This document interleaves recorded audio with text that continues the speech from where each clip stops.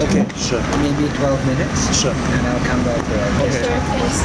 So finally, Singapore after how many years? Like, Too many. yes. Too many. Why Yeah. so late? I have no idea. I'm very low on the totem pole when it comes to the shows that get booked. I know there've been offers that have come through in the past, and for whatever reason, it's never got to me. But my mindset on this is like I'll play anywhere they'll have us as long as it works out. So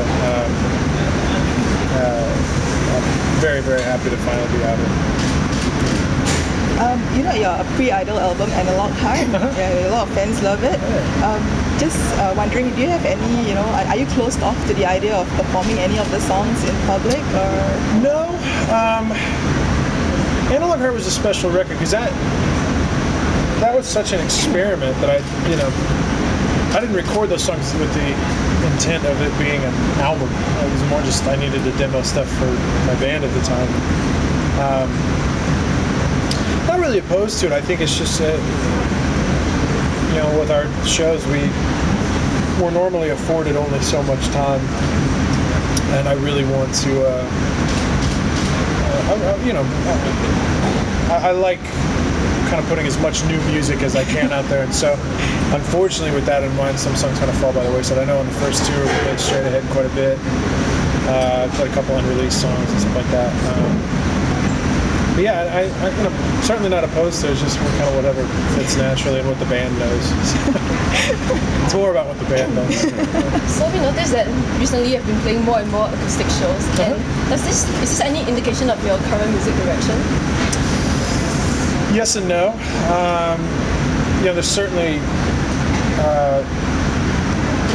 I think with the new stuff, the guitars are less kind of upfront than they were on past songs, and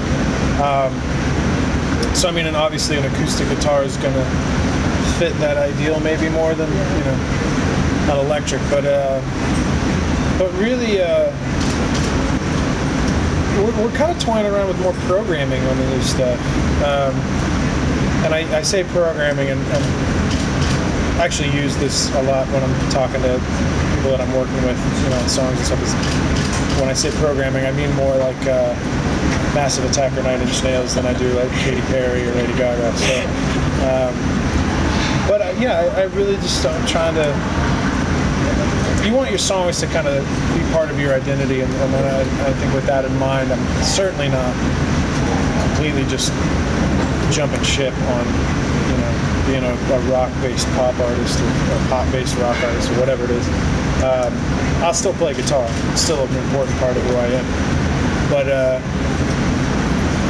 and in keeping with what I've always said, I think the idea of progression as an artist is always a good thing. Thank you. So now, going on solo,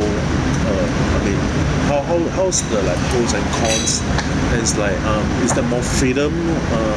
In terms of because there's no restrictions from label. Sure, I think the idea of being on a label versus not being on a label, there's pros and cons to both sides. I think right now one of the pros is that I'm really able to be creative on my schedule. To have that creative freedom is huge. I think just the idea that I'm being creative for myself and not being creative for the bottom line or being creative for somebody else. It's a powerful, powerful thing, and it's so far been something that's really, really helped, I think, a lot.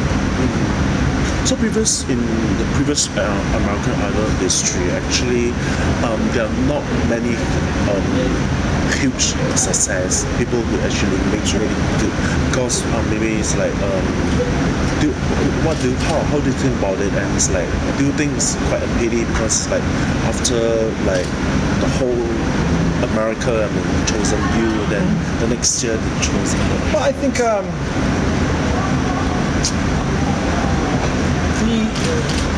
it is unfortunate because I think there's a lot of amazing talent that's come off of Idol that doesn't necessarily get the attention it deserves. But I think there's a common misperception about Idol that Idol is the be-all end-all. You win Idol, you're huge, and that's it. And that's not really the case. I think Idol is an amazing shot in the arm, and it's definitely an amazing platform. I mean, where else are you going to be able to get in front of 25, 30 million people on any given night, and they're all going to hear your song? That's huge. But it's not the be-all end-all, you know. And so I think the success stories associated with Idol, I think, are justified. You know, you look at somebody like Kelly Clarkson or Carrie Underwood, and most people don't see the amount of work that they put into what they do. So it's justified. But it really is just, it is a bit of a crapshoot. It's the right song at the right time with the right artist for the right people. And, you know, the music industry in and of itself, by percentage, has very few success stories.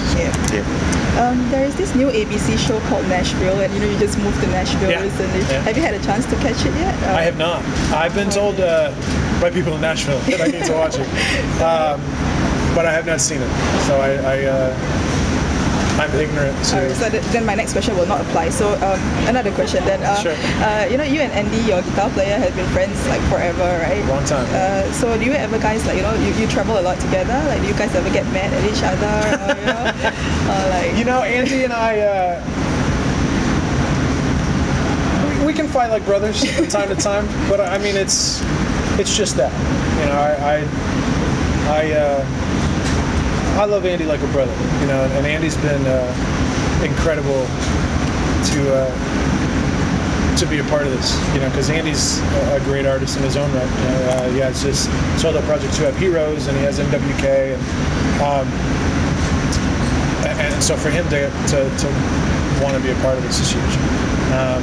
But I mean, I'm not the easiest person to get along with anyway, so you know. But so I mean. We fight like brothers, but I love him. So.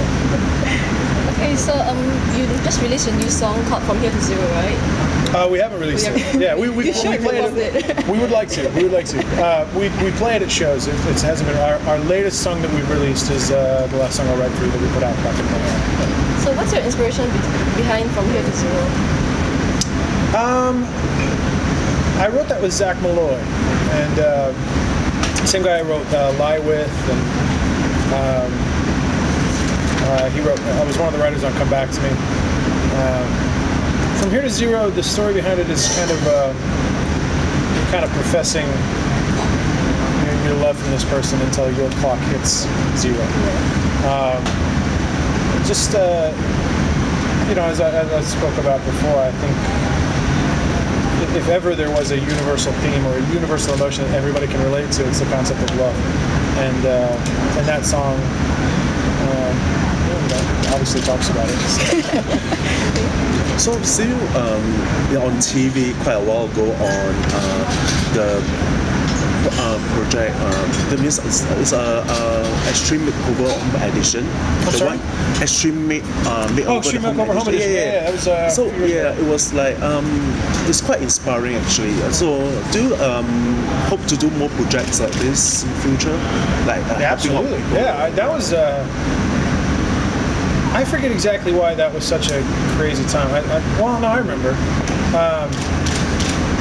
I was traveling back and forth between Los Angeles, Kansas City, and then Kokomo, Indiana, where that was at. And, my parents are both from Kokomo, Indiana, so I have family there. So it was that was such an awesome experience for a lot of different reasons. One, I got to visit family that you know. My tours don't normally bring me into Kokomo, Indiana. So it was awesome to see them. I think to be able to meet Corey and her family was huge, and to see the stuff that little girl does and continues to do is amazing. So it really was just an awesome experience, and I get more out of that. As much as I love playing shows, as much as I love traveling. I get more out of that kind of stuff than anything, you know. And so that's why, you know, when we fly out of here, I'm going straight to Florida to play at a tennis charity event with Chris Everett. You know, that stuff's fun, and what you gain from that, just on a personal level. It's easy to say yes to, I guess. What other areas of like charity would like to actually participate? Well, I mean, I'm heavily involved in cancer charities, specifically with ABC Squared. This May will be my 5th year of involvement with ABC Squared and their Race for Hope 5K walk run in DC. You know, I think anybody that knows my story knows that I lost a brother to a brain tumor, and so there's the obvious connection there and why it's important to me. But really, the idea of charity, I mean, look, like, let's just all stop and let's look at right where we are right now. We're on top of this massive building in Singapore. There's amazing views all around. We're blessed.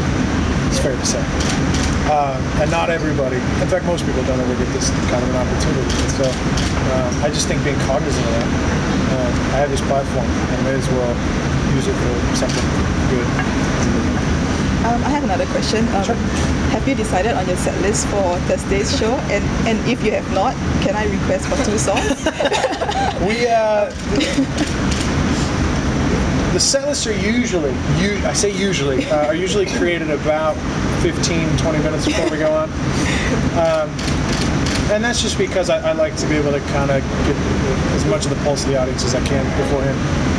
If a crowd's not wanting a bunch of ballads, I don't want to play a bunch of ballads. But by all means, what are your requests? I would like to request for Lie and Right Here With You, because I think we've not really heard that much. We'll see. Just throwing in my 2 cents. Yeah, no, I appreciate it. We'll see what we can swing. I think we did talk about Lie specifically, so maybe. It'll be good for an acoustic show. Okay. Yeah. I like where your head's at. It's good. It's good. Thanks, guys. Sorry, we got Can we just you would like a quick video, right? Yes. Okay, sure.